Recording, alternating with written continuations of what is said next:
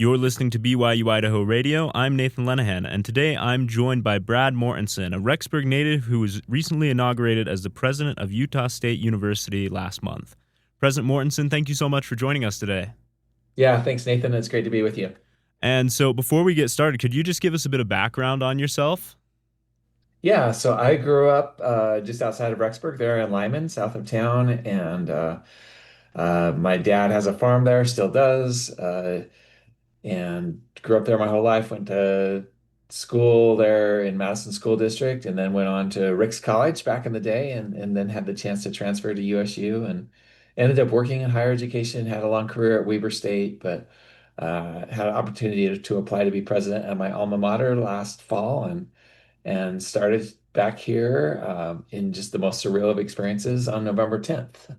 So, That's great. And so you said you were president over Weber State for a while.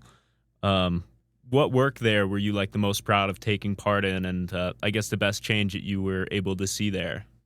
oh, there are so many things, and really, it never falls to just one person. There's a whole team, and we do a lot of things together. But while I was at Weber State, one of the things that I was really proud of is and again, this goes back to work that had happened before, but Weber State got recognized by three different national kind of surveys or publications for having a really high return on investment for students. And I think that comes from being able to keep costs down as much as we could by having programs that aligned really well with workforce needs. But really the most powerful thing is just having a culture of faculty and staff who are very devoted to student success and build those personal interactions to help students discover their potential and be successful. So, and there's a lot of that happens at Utah State. I talked to many alumni here. I had that experience here, but that's something we want to try to magnify. Especially Utah State has this statewide role, and we serve not just students in Logan, but in rural communities across Utah, and that's where we can really make an impact. Yeah. And so if you could expand on that, in what ways, how does that work with Utah State serving people in students in more rural areas?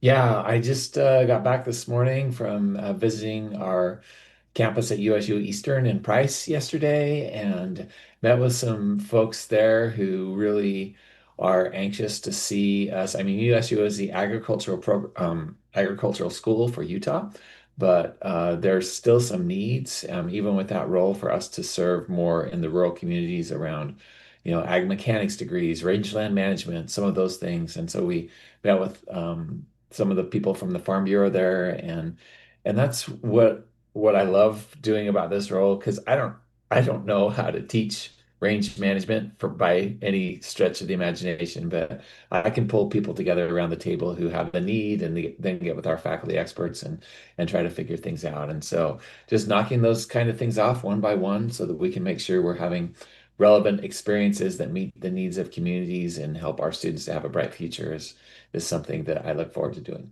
Of course. And with your time at Weber State, do you think that helped prepare you a lot for the job you're going to do now? It's yeah, as I moved into the presidency at Weber State, I had been there for about 14, 15 years before I became president. So I knew a lot of the people and the folks in the community.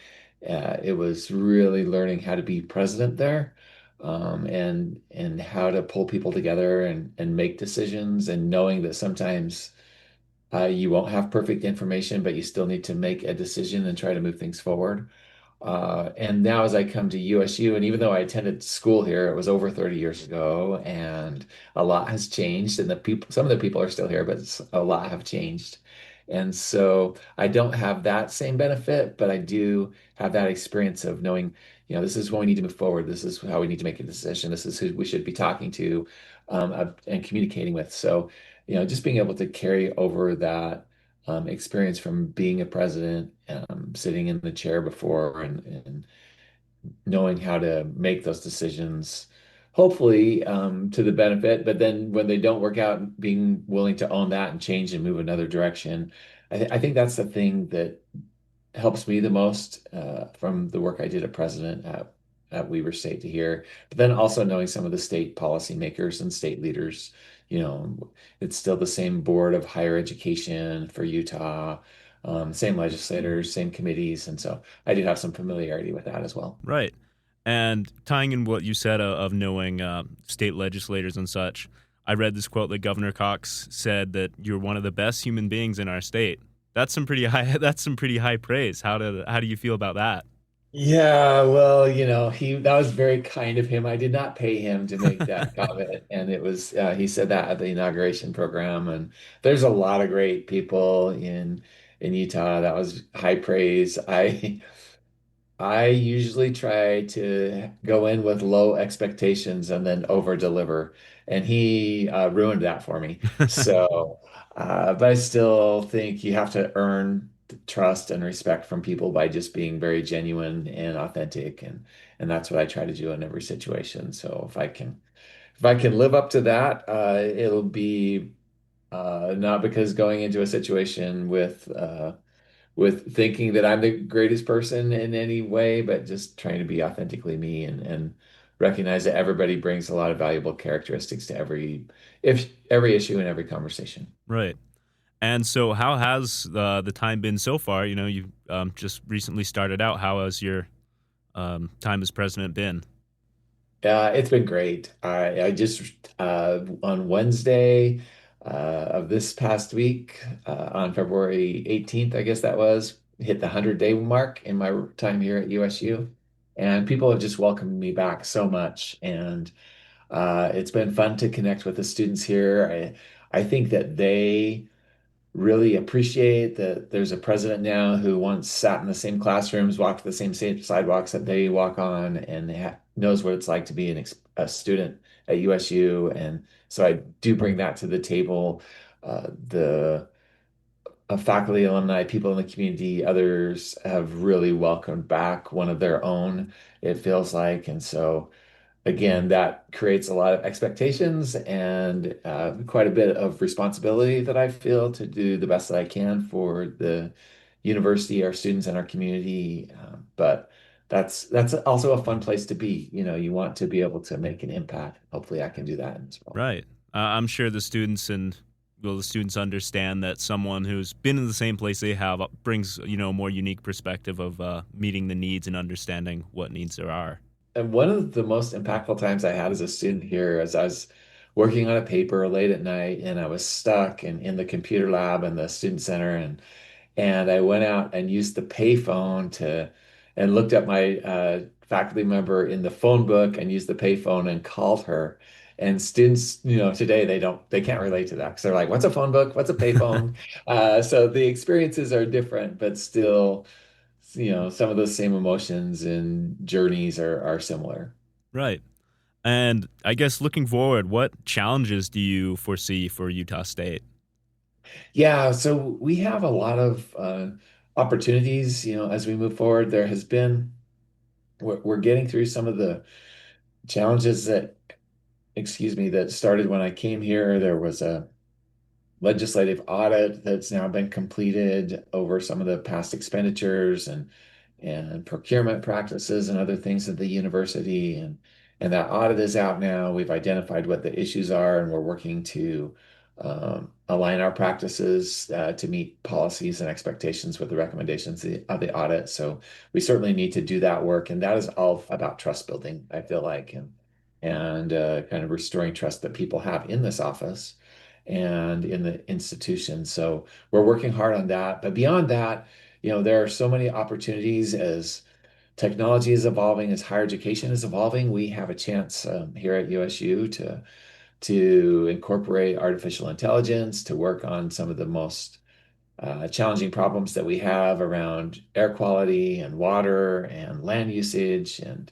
energy. And we just have great faculty doing research in those areas and figuring out how to support them. We have this very unique, there's only 14 in the country, a university affiliated research center at USU with a space dynamics laboratory, and helping that group be successful and to thrive. They're providing key information and technologies and strategies for our not just space exploration, but for our national defense. And so those are all things that are exciting prospects, and we need to make sure we have that foundational trust in place So I've been working on that quite a bit. But beyond that, it's really being the advocate and cheerleader for these other programs to excel and shine, which give our students just tremendous opportunities to be successful in the future. Right. Sounds like a lot of potential and a lot of great things in the works. Last, of course, our listeners, East Idaho, Rexburg area, and that's where you're from. So, that's what people would want to hear about as well. So, do you have any, I guess, good memories or anything about Rexburg that you just want to share with the community? Boy, my folks are still there, so I make it back occasionally, and that's even like our going to Grandpa's farm is our kids' happy spot, and so we would love to go back and visit there. But being able to be a student, not just at Union Lyman Elementary and Archer School, and which aren't even really schools anymore, but and then Madison Junior High, Madison High School, just so many great experiences there, and then going on to Ricks College. My wife is from Sugar City. Her dad was the public relations director at Ricks College in BYU-Idaho as a transition. So we just have deep roots there and appreciate all the good people there. And one thing about being at USU, even though Weber State and Utah State are not that far away, and Ogden's not that much further from Rexburg than Logan is, but there are a lot more connections from Utah State to the Upper Snake River Valley than there were at Weber, and so it's fun to rekindle all of those ties from a lot of folks transferred from Ricks to Utah State back in the day and are here in Cache Valley or still connected to the university in some way. So it's fun to rekindle those connections and hopefully build a lot more bridges between, you know, BYU Idaho and Utah State and the work that we do here at Utah State in terms of ag and land, water, and air can translate into positive things for Southeast Idaho as well. That's great. President Mortensen, thank you so much for your time and for being willing to come on and share all this with us. Oh, thank you, Nathan. I was honored that you'd reach out to be and ask me to be part of it, and always appreciate any connection I can to have a chance to talk back with Upper Snake River Valley.